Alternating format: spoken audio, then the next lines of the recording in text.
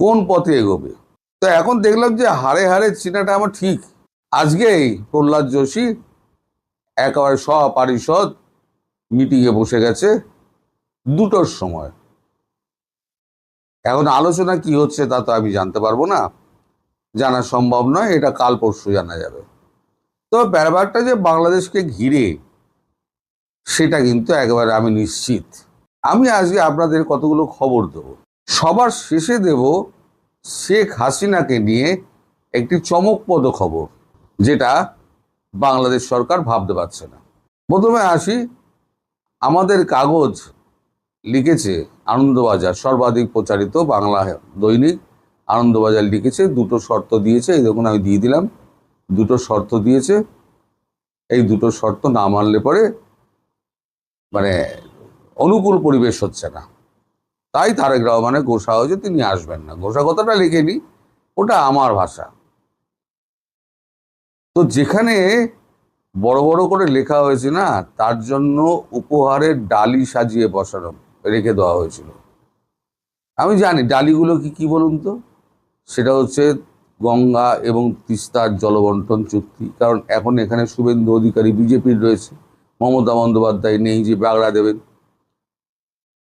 এই 2টো জলবন্টন চুক্তি, কিছুটা প্রধানমন্ত্রী একদম মধ্যখানে কোনো লোক নেই, আলোচনা একেবারে 80 ভাগ এগিয়ে যেত। দ্বিতীয় হচ্ছে পণ্য সরবরাহ, তৃতীয় হচ্ছে ট্রান্সশিপমেন্ট, এবং চতুর্থ হচ্ছে ভিসা, অবাধ ভিসা আর কি। আপাতত এই 4টি নিয়ে আলোচনা হওয়ার কথা ছিল। এখন শেখ হাসিনাকে মধ্যখানে এনে এরা যে গড়বড়টা করে ফেললো, শেখ হাসিনাকে ইস্যু করে দেশটার 12টা বাজালো। আর শেখ হাসিনা একটা ব্যক্তি, তার সঙ্গে দেশকে জড়াচ্ছ কেন? এটা কোন দেশের কূটনীতি? এরা কূটনীতি কও জানে না। কূটনীতি কিভাবে করতে হয়, শত্রুর সঙ্গে হাত মেলালেও মুখে কিন্তু একটা মৃদু হাসি থাকে এবং বডি ল্যাঙ্গুয়েজ খুব পজিটিভ থাকে।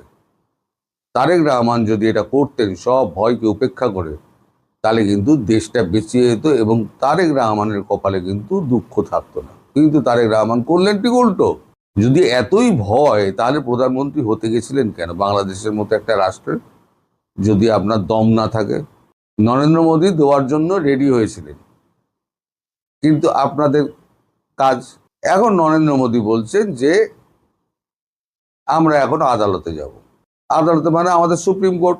সুপ্রিম কোর্টে গিয়ে আমরা তখন বলবো যে এই আমাদের এই নীতি, এই নীতি বহির্ভূতভাবে আমাদের কোনো কাগজপত্র কিছুই পাঠায়নি, বিচার প্রক্রিয়া কিভাবে হয়েছে তা আমরা জানি না, রায়ের কপি আমাদের কাছে নেই, শুধু মুখে বলে দেওয়া হচ্ছে। এটা তো মুখে বলে, সব কাগজে কলমে কিছু করে না, শুধু মুখে বলে দেওয়া হচ্ছে। মুখে বলে দিয়ে আমাদেরকে বলা হচ্ছে যে শেখ হাসিনার প্রত্যাবর্তন চাই, প্রত্যর্পণ চাই। দুটো একই রকম ভাষা হয়ে যায়, গন্ডগোল হয়ে যায়। প্রত্যর্পণ চাই। তা ভারত ওটা নিয়ে কথা বলতো যদি তারেক রহমান ফেয়ার ইলেকশনের কথাটা বলতেন এবং আওয়ামী লীগের ওপরে যদি এই যে বিধি নিষেধ তার জারি হয়েছে, যেটা ইউনুস করে গেছিল এবং উনি একেবারে সরকারি ধাব্বা মেরে দিলেন, তার মানে ইউনুসের দেখানো পথে আপনি চলছেন, তাও ভারত নরম হতো, পরে দেখা যেত। কারণ ভারত তো মূল্য দিয়েছিল, জয়শঙ্করজিকে পাঠিয়ে তো মূল্য দিয়েছিল। কালকে নোট অফ ভারওয়াল দিয়েছে যে 23, 22, 23, 24 এই 3 দিনের মধ্যে আসলে আসুন, না হলে পরে আর আবার সময় হবে না, দিয়ে দিয়েছে। এই তো প্রত্যর্পণ চুক্তি, সেও হয়তো প্রত্যর্পণ হয়ে যেত আপনার ওই যে হাদির হত্যাকাণ্ডের, সেটাও একটা গিয়ে বলতে পারতেন। এখন আমাদের দেশের যে আইন তো চলে আমাদের একেবারে লিখিত যে কেতাব রয়েছে, সেই কেতাব অনুযায়ী, তার বাইরে এক বিন্দু যাবে না। সে সরকারের পক্ষে যাক, সরকারের বিপক্ষে যাক। এখন আপনারা তো সেই সুযোগটা নিলেন না। এখন শেখ হাসিনার ব্যাপারটা পুরোপুরি আদালতের হাতে চলে গেল। তার থেকেও একটা বড় খবর আছে। বড় খবর হচ্ছে শেখ হাসিনা একটি মামলা করেছিলেন ইন্টারন্যাশনাল কোর্ট অফ জাস্টিসে। যে মামলাটি এখন ভারতবর্ষ পরিচালনা করবে।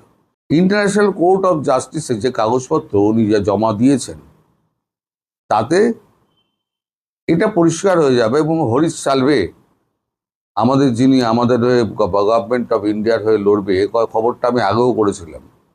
গভর্নমেন্ট অফ ইন্ডিয়ার হয়ে লড়বে যে হরিশ সালভে, গভর্নমেন্ট অফ ইন্ডিয়াই অ্যাপয়েন্টমেন্ট দেবে, তিনি অ্যাটর্নি জেনারেল অ্যাপয়েন্টমেন্ট দেবে।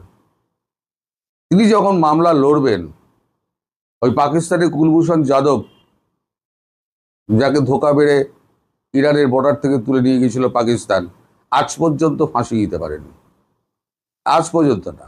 শেখ হাসিনাকে কি করবে, যখন কাগজপত্র ফেলবে ইন্টারন্যাশনাল কোর্ট অফ জাস্টিসে আইসিজেতে, তখন কিন্তু ইন্টারন্যাশনাল কোর্ট অফ জাস্টিস বলবে না, তিনি বৈধ প্রধানমন্ত্রী। আর আইসিজে যদি বলে দেয় বৈধ প্রধানমন্ত্রী একবার, তাহলে পৃথিবীর কারোর বাবার সাধ্য নেই যে তারেক রহমান আপনি গদিতে বসে থাকবেন। আপনাকে গদিচ্যুত করতে ভারতবর্ষের এক ঘন্টার বেশি কি একদিনের বেশি সময় লাগবে না। সুতরাং ডাবল অ্যাকশন হচ্ছে, দুটো ফ্রন্টে লড়া হবে। একটা হচ্ছে সুপ্রিম কোর্ট থেকে আমাদের রায় নিয়ে নেওয়া হবে, এবার যখনই আপনারা এই সমস্ত কথা বলবেন আমরাও কোর্ট দেখিয়ে দেবো। আপনি কোর্ট দেখাচ্ছেন, আমিও কোর্ট দেখিয়ে দেবো। এবার আপনি আবার কোর্ট দেখাবেন, তো আমরা একবার আইসিজের এই রায় আপনাদের দেখিয়ে দেবো। আপনারা রায় দেখাননি, আপনার মুখে বলে যাচ্ছেন, আমরা রায়টাও দেখিয়ে দেবো। রায়টা দেখিয়ে দিয়ে এইবারেতে আমেরিকা ভারত যৌথভাবে শেখ হাসিনাকে প্রধানমন্ত্রী হিসেবে দেশে প্রতিস্থাপন করবে। হ্যাঁ, আইসিজের রায়টা হাতে এলে দেশে শেখ হাসিনা তার আগে দেশে ফিরে যান, কোনো অসুবিধে নেই। আইসিজের রায় হাতে এলে ভারতবর্ষ শেখ হাসিনাকে প্রধানমন্ত্রী হিসেবে ওই পদে বসিয়ে দেবে। আপনাদের যদি সাধ্য থাকে তাহলে আপনারা আটকে দেখান। আর তার আগে এই যে আমি একটা মশলা ছেড়ে দিয়েছিলাম, সেটা যে কাটে কাটে লিখে যাবে সেটা তো বুঝিনি।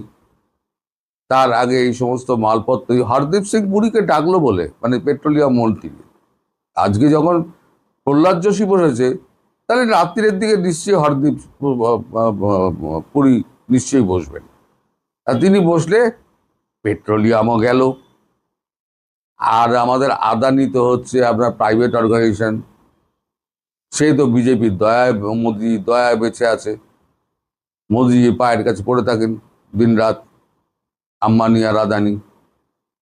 তা আদানিকে ডেকে বলবে যে আদানি কারেন্ট হাফ করে দাও, কি 1/4 করে দাও। আদানির সঙ্গে সঙ্গে 1/4 করে দেবে, বাকিটা আমাদের ন্যাশনাল গ্রিডে দিয়ে দেবে, কারণ তার তো কোনো ক্ষতি নেই। সে যদি একটু প্রধানমন্ত্রী খুশি করতে পারে, তাহলে পরে তো লাফাতে লাফাতে চলে যাবে। তাহলে আপনাদের ভাগ্যে কি জুটলো? আপনাদের ভাগ্যে জুটলো, আদালত দেখিয়েছেন না, আপনাদের ভাগ্যে জুটলো, আপনার শর্ত দিয়েছেন, তাই ভারত শর্ত দেবে না। ভারত শুধু কাগজগুলো জোগাড় করছে, একটা হচ্ছে সুপ্রিম কোর্টের রায় আর একটা হচ্ছে আইসিজের রায়। তারপরে শেখ হাসিনা আমার কথা মতো প্রধানমন্ত্রী পদে আবার পুনর্বহাল হবেন এবং দেশ শাসন করবেন।